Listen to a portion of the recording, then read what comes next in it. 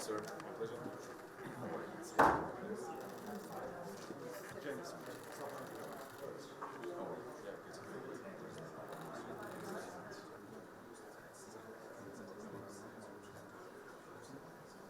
All of you who are watching us, very, very important, for example, an update for us with this single corridor, which has become so famous, an updated understanding of the 2.6. 2.6.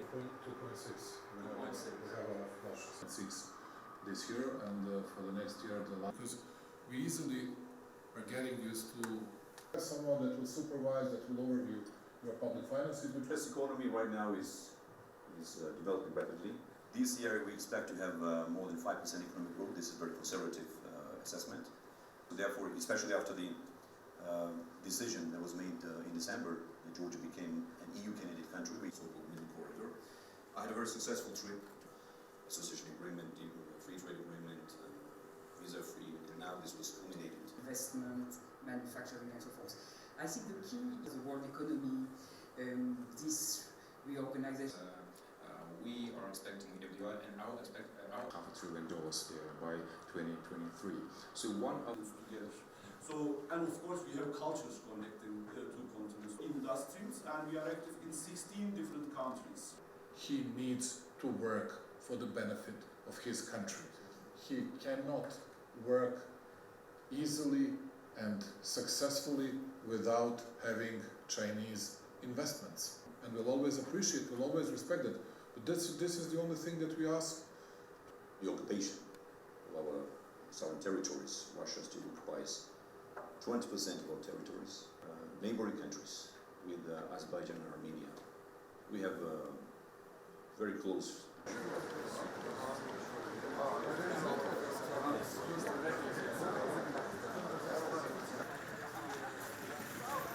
Thank you very much. First of all, thank you very much for organizing this very important panel. And I also want to join you in congratulating my dear friend, President Vučić, on his great victory. Georgia's economy right now is developing rapidly. In the last 3 years, Georgia's economy grew very fast, and right now we're one of the fastest developing economies in the world. 2 years ago, Georgia's economy grew by 10.5%. Also in 2022, 10.4%. Last year, 7%. Inflation is very low. Last 7 months, it was below 1%. This year, we expect to have more than 5% economic growth. This is a very conservative assessment. So therefore, it's a very good, stable situation. Politically, also, Georgia is very stable. And also, you mentioned trade, and everything is growing. Of course, we are expanding our trade connections and relationship. I also want to mention that FDI was also a record number last year. And so therefore, especially after the decision that was made in December that Georgia became an EU candidate country, we expect more FDIs to flow into Georgia. So, my dear colleague, President Vučić mentioned connectivity. Of course, Georgia, as you know, has a very important strategic location. And we're absolutely committed to the development of this so-called middle corridor, which is becoming a very interesting, attractive alternative route. 2 years ago, we signed a very important roadmap together with our colleagues from Kazakhstan and also from Azerbaijan. We have a very clear, let's say, plan how to develop this corridor, Kazakhstan, Azerbaijan, Georgia, and vice versa. So we know exactly what needs to be done. It means the expansion of ports capacity. It means modernization of our railways, airports, and et cetera, roads infrastructure. I'll share with you recent updates about these very important projects. So this year we want to start construction of a new port, new deep sea port in Anakli in Georgia on the Black Sea. Also, the railway modernization is in progress, and this will be completed this year. And the capacity of the railroad in Georgia will be doubled, which will reach more than 48 million tons.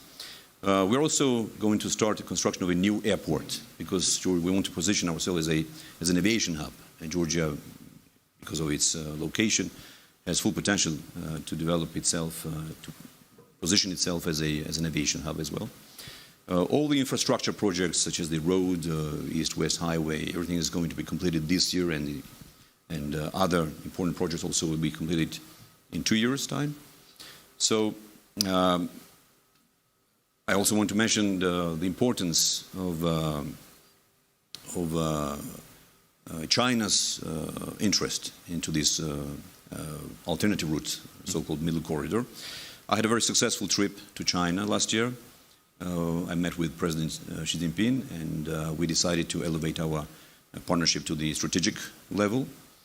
China's interest has been declared several months ago by President Xi regarding the middle corridor, and I think this will give more impetus and more energy to this, to the development of this corridor. So once again, I want to take this opportunity and publicly thank all the EU leaders who supported the historic decision to grant Georgia the candidate status. This is a huge achievement of our government because since we came to power in 2012, we made enormous efforts and big progress on our EU integration path. Association agreement, free trade agreement, visa-free, and now this was culminated by this decision, and Georgia became EU candidate country. Also want to mention very briefly that Georgia's economy since 2012, since we came to power, doubled in US dollars.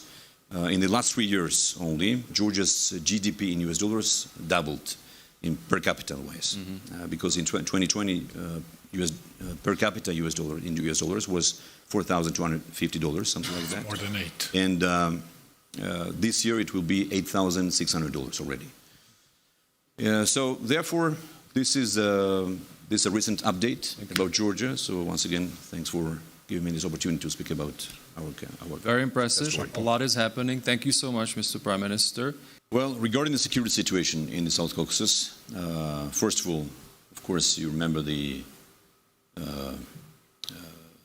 occupation of our sovereign territories. Russia still occupies 20% of our territories, and we had yesterday we discussed about this. 2008, when we had this war, after that war, Russia built military bases and still continues to occupy 20% of our territory. But regardless of this challenge, the security challenge, we managed to achieve an unprecedented and uninterrupted decade of peace and stability, which brought prosperity, economic growth to Georgia since we regained our independence. We've never experienced such a peaceful, stable situation in Georgia like now, like it is now. Regarding the neighboring countries with Azerbaijan and Armenia, we have a very close relationship and partnership with both countries. They are our brothers, they're our friends, and I did try 2 years ago to mediate or facilitate, and we did successfully first mediation when Azerbaijan released 15 detainees and Armenia gave the maps for the mine territories to Azerbaijan. So this was a successful attempt, but it's a very complex situation. We understand there are many players in this region, and what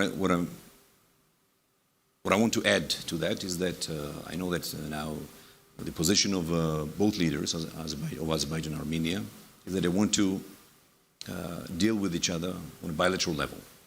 Personally, I think this is the right way to do, because with all the stakeholders, with all the mediators, sometimes it becomes more conflicting and more, less counterproductive. So therefore, I wish them all the best. So I very much hope that they will find a solution, and they will soon sign the peace agreement.